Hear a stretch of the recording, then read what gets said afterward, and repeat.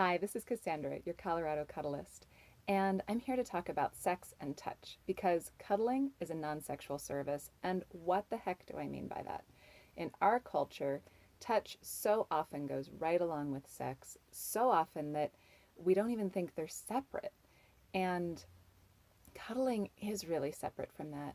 So, one of the things I mean when I say cuddling is a non sexual service is I keep my clothes on.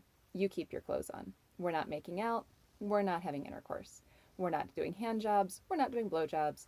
We're not doing any kind of jobs. We are hanging out with each other in a warm space of consent and intimacy and seeing one another and being seen. We get really curious. What happens when we shut the door on sex and open the door to intimacy, connection, hearing, listening, belonging, pleasure, right? Sensuality. What is it like to feel pleasure in your skin, to feel held and wanted and loved without it being about sex? Most of us have no idea.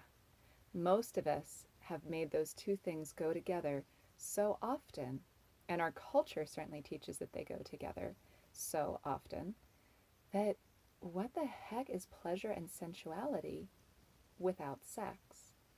And what do I even mean by sex? Right? Do I just mean a penis and a vagina coming together? Well, in this context of cuddling and saying it's a non sexual service, I mean that we are not about arousal. We're not going for sexual excitement. We're not going for genital arousal.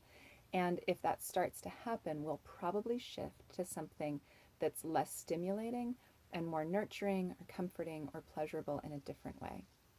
Now, the other side of that coin is, well, what do you do if somebody gets aroused? What do you do if an erection happens? And what do I do if an erection happens?